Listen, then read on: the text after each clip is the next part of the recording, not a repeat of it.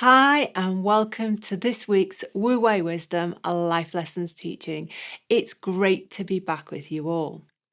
Now, do you keep choosing the wrong relationship partner, but have no idea why? Well, in this teaching, we're going to be exposing the reasons why people repeat the same relationship mistakes and how their childhood experiences and inner child are still involved in this internal relationship matchmaking process. You'll also learn the steps that you need to take to finally break free of this relationship sabotaging cycle so that you can attract and choose a partner that is authentically right for you.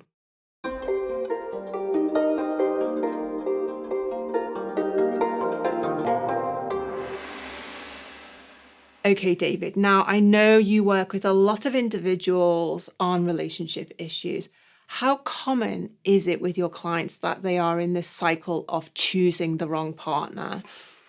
Actually, Alex, I would say it's very common. And it's not the number one thing when I'm working with relationships, either with the individual on relationships or a couple on the relationship. This idea of repeating the same process is very common. And because it's an emotion, so in a relationship, emotions are one of the main drivers. It will definitely be the inner child that's involved. And as we dig into this, you'll see the patterns of your childhood repeating and repeating.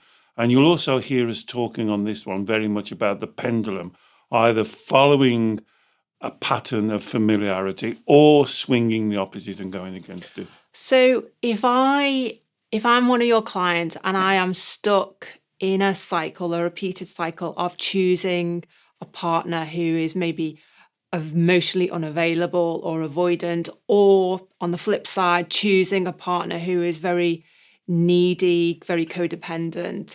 They're the kind of two ends of the spectrum. Are you saying that I'm doing that because of my inner child, that part of my mind that is the inner child? Yeah, it's that part of the mind that I like to label the inner child. You could label your ego or your emotional mind or whatever label. We're just giving it a label. It's your mind. But it will either be the inner child wanting, pushing people away. Say, for instance, I was working with a client yesterday who says, I can't understand. I build up a relationship, we go through the process, and then after a while, it's almost like I want to push them away. I don't want to go deeper. I don't want to expose myself. I don't want, and the reason is I don't want to get hurt.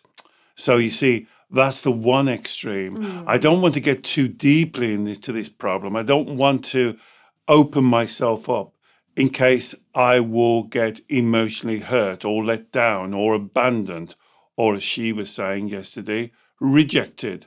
So rather than being rejected, it would be better and I would be more in control if I push them away.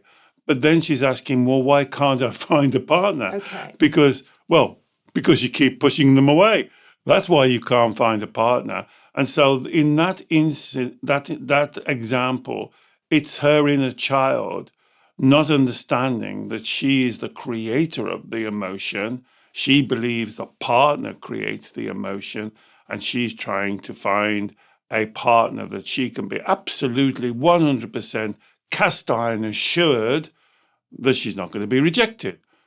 But then we have to talk about, and that's what we spend the session. Well, you can't be rejected, can you? Well, I think you can. And then you go down that rabbit hole. But if that, for that lady, if her inner child predilection, if you like, or predisposition is to be emotionally avoidant herself, to push people away, not want to get people too close to her, is it true that actually that type of individual enters into relationships with people who can be quite needy?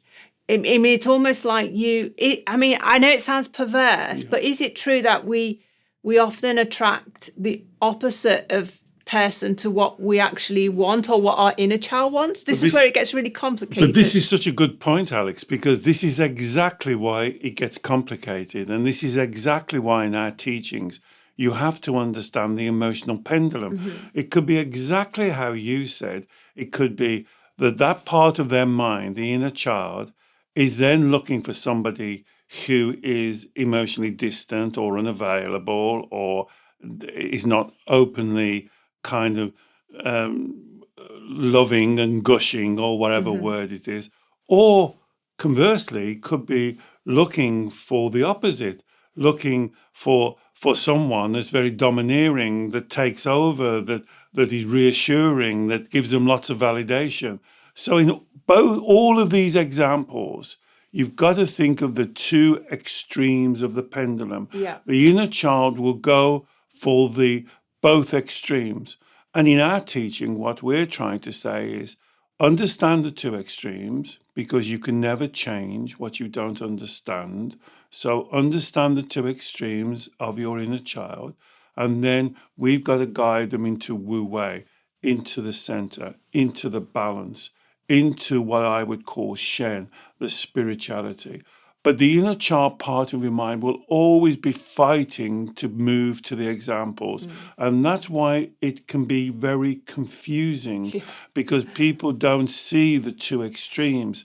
They just see, well, it's one way when it's not. The inner child will quickly swing to the opposite way, as almost as a kind of a knee-jerk reaction. Well, that's the thing, because I think if our inner child is quite needy and is looking for lots and lots of validation from someone and looking for a really heavily codependent relationship where someone comes in and rescues them, we will attract or we will choose that sort of person. But the problem is when we are then in a relationship with that sort of person, we find it incredibly uncomfortable, smothering. We don't like being overly controlled or inner.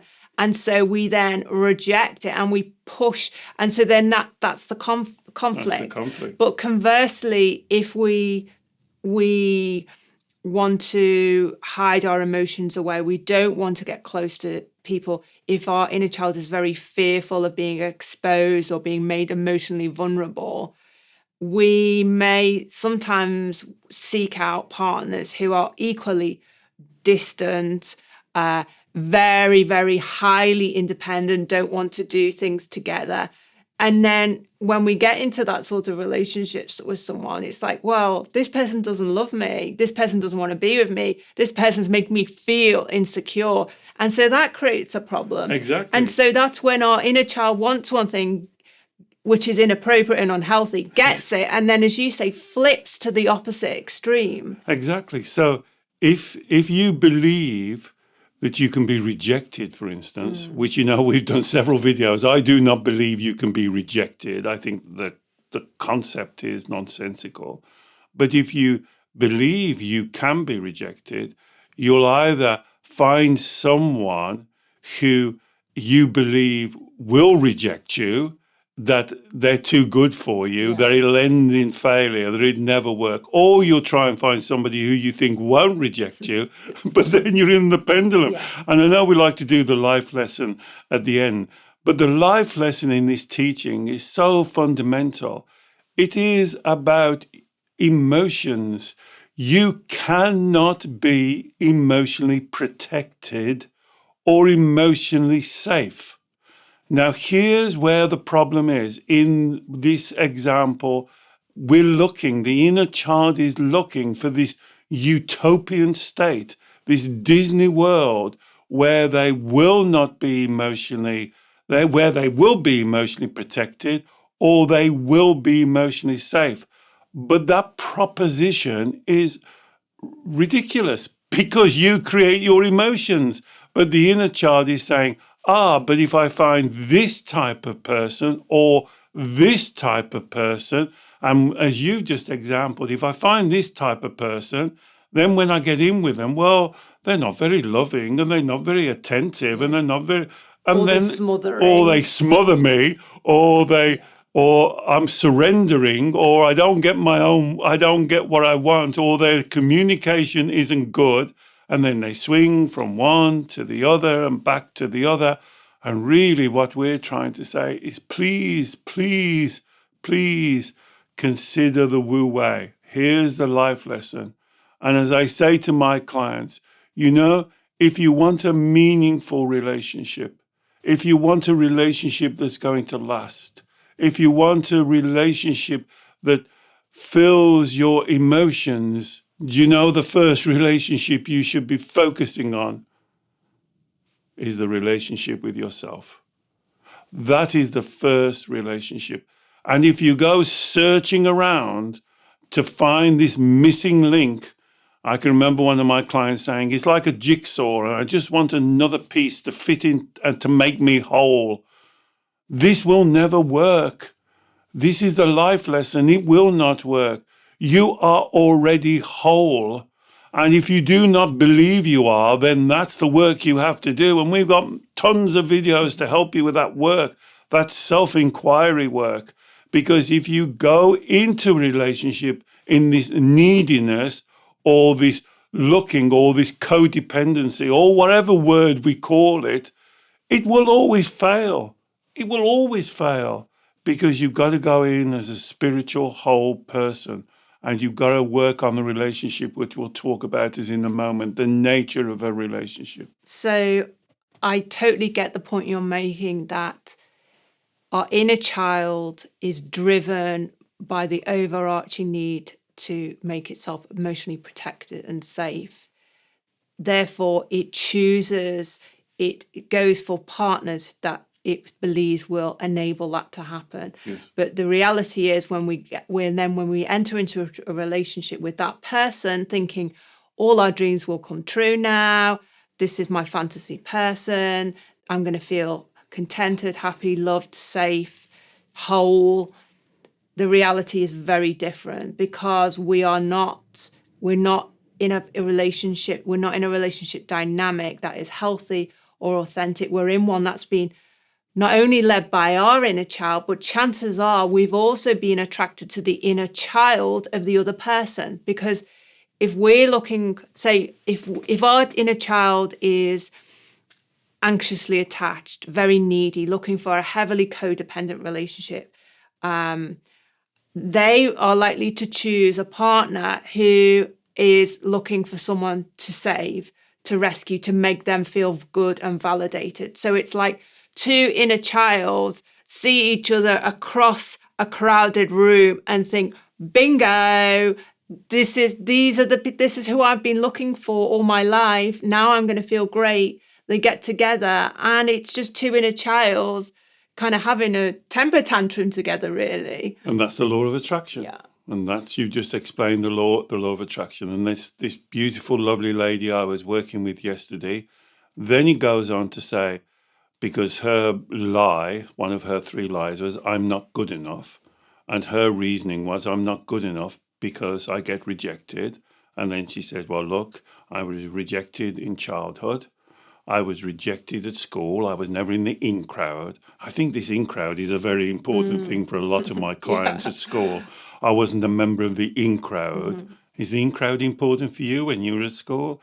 And so I was rejected by my parents. I was rejected in school.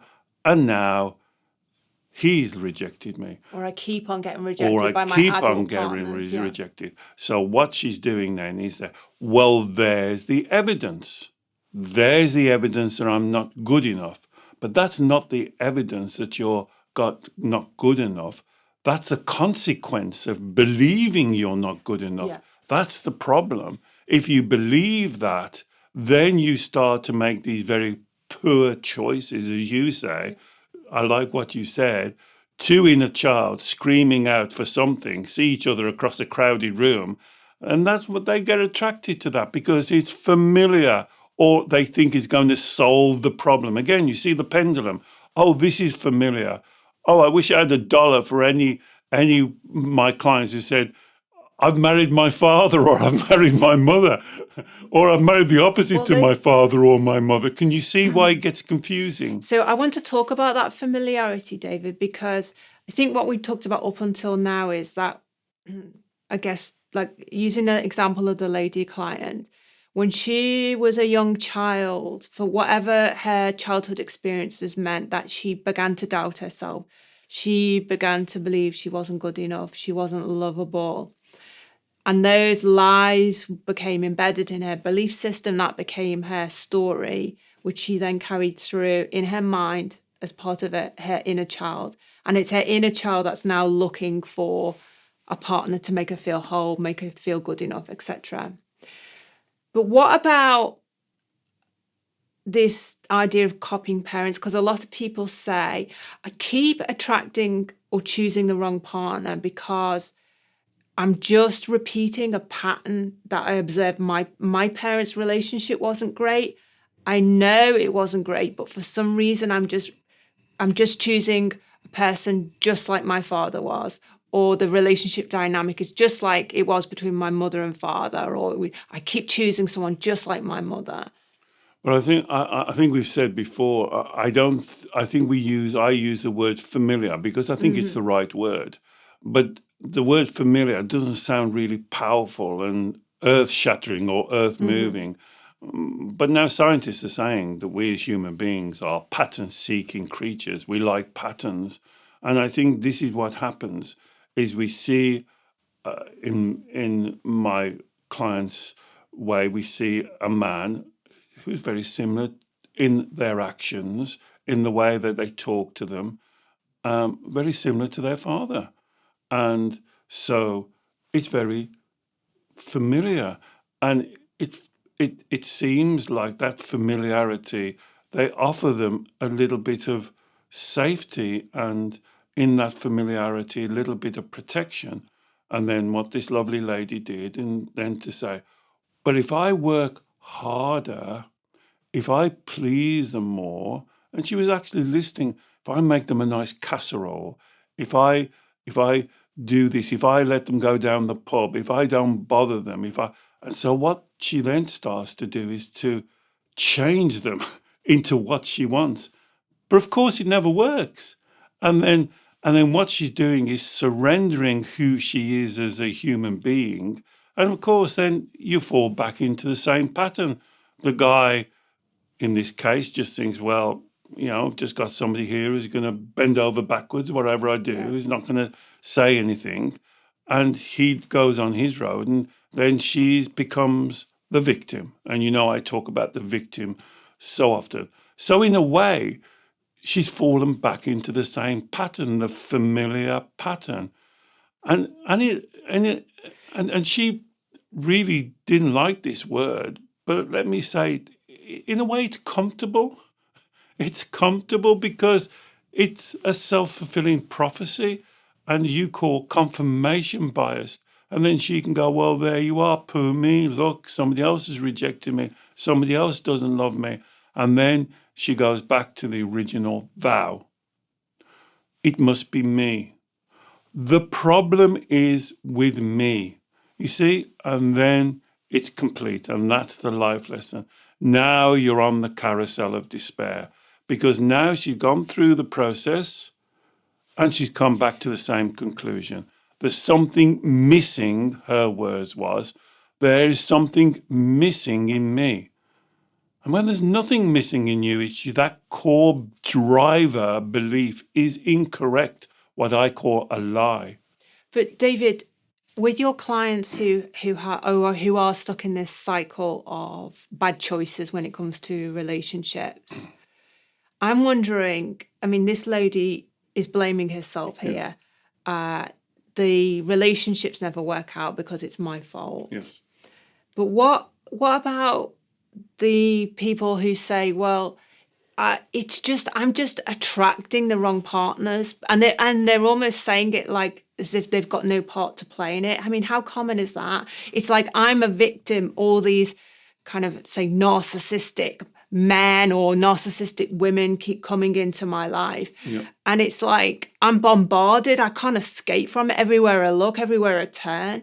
I mean, is that a common kind of mindset as well? Well, common that in a way that I hear it a lot. I think the example I've just given with my lovely lady of yesterday is more common. But yes, that they will see that the world out there and the potential relationships are all flawed, that it would never work. And so what they're doing is they're kind of, again, confirmation biasing. They're looking for a situation.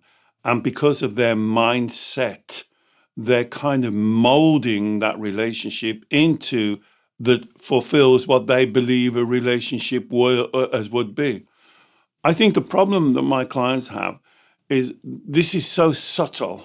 It's not a big shift. You don't suddenly get up one day and say, right, let me find a narcissistic partner. You don't do that. But what you're doing is this way of looking for the familiar, being comfortable, self-fulfilling, the way you view yourself, the way you value yourself. Let me say a couple of words now, as I said like earlier. When you're thinking about what I would call a really meaningful, authentic, true relationship, a Wu Wei relationship, you have two characteristics or two energies, if you prefer. The energy of love, wonderful, emotion. Ask yourself, and this is where a lot of my clients, and we've done videos on this, get really stuff. And I said, define love. And then they'll go and define love, and they say, well, it's caring. I said, well, that's caring. Compassionate. Well, that's compassionate. And they'll go around and around and around. Unconditional, they'll use. And what I want you to consider is love is a description of an emotional feeling. That's all you're describing, a wonderful feeling, an amazing feeling. So many millions of books and poems and songs and films have been written about this feeling. But you can love your partner, you can love your parents, you can love your children, you can love your pet, you can love chocolate. It's just a description of a feeling. And for me, many of my clients do not believe it's a description of a feeling. They believe it's a commodity. They believe it's something that someone else is going to give them, that they have to earn, that it's a gift, that it comes to them. It's a value that somebody will give them. And that's where the first thing goes wrong. So if you think about the energy of love and really think about that, and if you're interested in what I'm saying, look back at some of our videos when I talk about this in far more detail. And then you have relationships. So the word tells you what is a relationship? The ability to relate. So a relationship you can have with anybody. You could have it with your next door neighbor. You could have a relationship with a doctor. You can have a relationship with a colleague at work. You don't have to love them, but you can have a relationship with them. So what are we looking for in these subjects we're talking about? We're looking how we bring those two, the emotion of love that we feel and the ability to relate together in Wu Wei. So you create a feeling of love for your partner and you demonstrate that you have that feeling by the way you talk to them, relate to them, interact with them, say, and they create a feeling of love for you. And they show you by the way they act, smile, talk, the interaction. And then you can, how you relate, how you communicate together, how you interrelate together. And that brings the two together in this magical Wu way. Some people call soul partners, life partners, together, being married, working through difficulties, a team, a relationship, whatever you want to call it. So many words, but those are together. And this is where it falls down for a lot of my clients. It falls down, as you said in the opening, that they're codependent. They have no value of themselves. They see themselves as a victim or out of the in crowd, or there's something wrong with them, or there's something missing with them. and they're looking for the other person to fill that gap, To give them love. to give them love, Yeah. which they can't. They can't give them a cup of love. Yeah. But then they're always dissatisfied, Alex. Yeah. They're always searching. It's never enough. It's like an addiction. It's like the other partner is never going to give them enough, and then they fall into CCJing, criticizing, comparing, being judgmental, never happy, and then that breaks the relationship down, and then the Wu Wei breaks down, and then they swing into the extremes. So if our relationship choices are guided by our inner child, which is seeking love from external sources, which is seeking protection and emotional protection and safety, Validation. for external sources, we can never have that authentic Wu Wei type of relationship that you've described about creating love within ourselves, demonstrating it for our partner, but then also focusing on the energy of relating, communication, and the two coming together in harmony, because our inner child is solely focused and obsessively so on what can this person do for me? Yeah. Is this person going to make me feel safe? Or is this person going to hurt me? Yeah. And is he living up to my expectations? Yeah. Or is she living up to my expectations? What I expect her to do. I expect her to cook my meals, to iron my shirts, to be at home when I come. I expect her I can go down the pub. I expect her I can go to football. And the opposite. I expect a man to be here. I expect a man to be here. But they don't communicate it. They don't relate that. And so this... Well, because we know it's wrong. That's why we're not honest when we're in our early stages of our relationships, getting to know people. Our inner child, we secretly know that our agenda is not a good one. It's slightly manipulative. It's slightly controlling. It's like we've got a dirty secret. We don't want to tell the other person that we actually secretly think we're not good enough, and we actually want them to validate us, or we want to keep them at arm's length because we want to protect ourselves. We would never tell our partner that, possibly not even deeply into a longer term relationship, let alone when we're in the kind of early stage of a relationship. So that lack of honesty early doors is another way in which we disable our relationships. That's right. There's a couple of things you said there was very important. You said the lack of honesty, and you know that I teach to connect to your Shen, truth, honesty, and integrity. So when you have a lack of honesty, then you also weakening your connection to your Shen, to your spirituality, to who you really are, to your authenticity, whatever word you prefer to use, whatever word is right for you. That something should be so precious for you, like the crown jewels, if you like, because this is what should define you. And when you surrender your honesty, then you are doing something far more important to you, because you're weakening the connection with Shen. And then the second thing you said goes back to the life lesson of this video. You've got to build a relationship with yourself. That's the key. You've got to create that feeling of love for you first, and then be able to relate to you. So if you have an inner child having temper tantrums, screaming and shouting, looking outside of yourself for codependency from important people that you value, and they keep on changing, then you're not in a relationship with your inner child. You're being led by your inner child. The inner child is in control. The inner child is like a 6-year-old with their hands on the steering wheel of your car, guiding you wherever they want to go, and you're following along like some puppet. And so the relationship has to start with you. And then you have to look at all of these beliefs you've got, like my lovely lady. She's got this very strong belief that she can be rejected. And if you build on that very poor belief, or she has a belief that there's something missing in her, just those two beliefs, if you build anything from those beliefs, that structure is going to be faulty.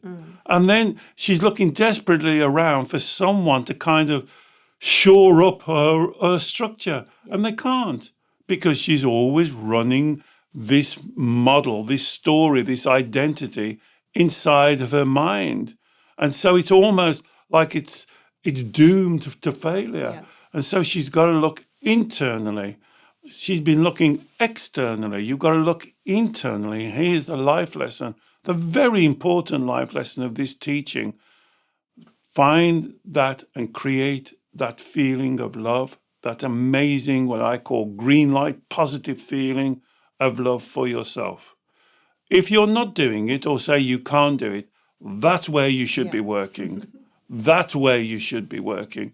If you believe there is something missing with you, something wrong with you, that's where you should be working, because that's the thing that no one else can put right.